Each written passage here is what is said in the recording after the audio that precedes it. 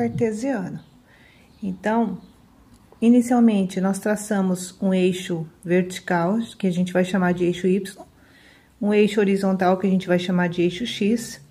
A intersecção desse eixo Y com o eixo X é esse ponto aqui, que a gente vai chamar de zero, né? O zero é a origem, é da onde a gente vai partir para a localização dos nossos pontos, né? Nesse plano aqui. Então, nesse eixo X aqui, ó, nós temos à direita do zero os valores positivos, tá? São infinitos pontos aqui nessa reta. E à esquerda, nós temos os valores negativos. O que são esses valores negativos? Né? Significa que para cada ponto, a partir do zero, a distância do zero até o 1, uma unidade, né? Se eu caminhar para a esquerda, eu vou ter a mesma, né, distância, só que um valor oposto ao que eu caminhei para cá, tá? Então, para cada ponto positivo que eu tenho no eixo X, aqui nessa reta, né? Depois que eu passo pelo zero, que é a origem, eu vou, para cada ponto positivo, eu vou ter um ponto negativo lá, ou um oposto, tá?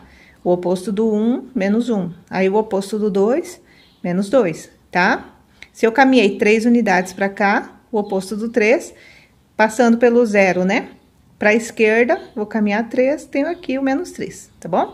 Mesma coisa no eixo Y, só que o eixo Y nós vamos contar a partir do zero. Os positivos vêm aqui acima e os negativos vão para baixo do zero, tá? Sempre o zero é o que transforma, né? Para cada valor positivo que eu tenho aqui, passando pelo zero, eu tenho um oposto negativo aqui, tá? Para cada positivo eu tenho um negativo. Pro 2 é o menos 2. E do 3 é o menos 3. E assim, essa reta é infinita para baixo, infinita para cima, infinita, né? Em ambos os lados. Só representei esses pontos aqui. Então, se a gente juntar, ó, duas unidades para a direita e caminhar uma para cima, nós vamos ter esse ponto aqui, né? Se eu fizer a intersecção, ó, caminhando duas para a direita e uma para cima, eu tenho esse ponto aqui. Esse ponto aqui eu vou chamar de ponto A, né? Ele é formado por um valor que está no eixo X, que seria o quê? 2, né? 2 unidades que eu caminhei para a direita. E quantas unidades eu caminhei para cima? Uma. Então, 1, tá? Vamos verificar esse ponto aqui, ó. Eu vou chamar ele de ponto B. Então, quanto eu caminhei no eixo X? Uma unidade. Subi quantas no eixo Y? 3. Então, ele é formado por esses valores aqui. Tá bom. E como que a gente sabe, né? Sempre um plano cartesiano, ele é dado por um par ordenado. Esse ponto B, esse ponto A, são pares ordenados, tá? Par ordenado. Ele é sempre formado por um valor X e um valor Y. São 2 elementos, tá? Sempre o primeiro valor é o X e o que aparece em seguida é o valor que a gente vai verificar no eixo Y, tá bom? Ele é um par por ser formado por 2 elementos e ele é ordenado por ter essa ordem sempre. Sempre o número que aparece primeiro é o valor do X e o Y é o valor do... E o que aparece em seguida é o valor do Y, tá bom? Então, nesse caso aqui, ó, o ponto A, qual é o valor dele no X? É o 2. E o valor no Y é 1, tá? Aqui o valor do X é 1 e do Y é 3. Beleza? Então, em relação à origem, nós podemos determinar vários pontos no plano cartesiano. A gente pode determinar pontos aqui? Podemos, né? Eu posso pegar, por exemplo, menos 1 e 1 para o Y. Então, esse ponto aqui, que eu poderia chamar de C, né? Ele é formado pelos pontos. Quanto vale no eixo X? Menos 1. E qual é o valor dele no eixo Y? 1. Ah, mas eu posso ter pontos aqui também? Posso. Vamos supor que eu pego aqui, ó, o menos 2, vou descer até o menos 3. Aí, eu tenho essa intersecção aqui, tá? Mais ou menos eu tenho... Então, eu traço uma paralela ao eixo X, tá? Da mesma distância. e uma paralela ao eixo Y. Então, eu traço essa paralela aqui ao eixo Y, uma paralela ao eixo X. O encontro das duas aqui dá esse ponto que eu vou chamar de ponto D. Esse ponto D é formado por um par ordenado. Primeiro, o valor do X. O eixo X é esse aqui, então o valor do X é menos 2. E o valor do Y? O eixo Y é esse aqui, é menos 3. E eu posso ter um ponto aqui? Posso ter um ponto E, né? Então, eu vou marcar esse ponto aqui. Eu vou caminhar 3 unidades. Vou caminhar uma unidade aqui para a direita e vou subir, né, aqui. Então, eu vou traçar aqui, ó, essa reta paralela ao eixo Y, né, de até o menos 2. E essa é a reta paralela aqui ao eixo X, né? Esse pontinho de encontro aqui, eu vou chamar de ponto E, então. Quanto vale o meu ponto E no eixo Y, né? Esse par ordenado vai valer 1 no eixo Y e desculpa, gente. No eixo X vai valer 1, né? Sempre o primeiro valor é o X. E o segundo valor é o Y. E no Y ele é menos 2. Pronto, já achei esses pontos no plano.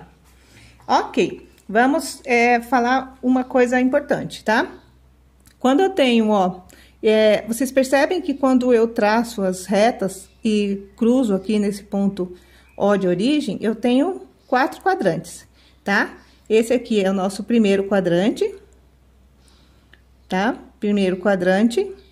Esse é o segundo, terceiro e quarto, sempre no sentido anti-horário, tá bom? Então, primeiro, esse é o segundo quadrante, esse aqui seria o terceiro quadrante e o quarto quadrante, tá bom? Então, o que é o plano cartesiano?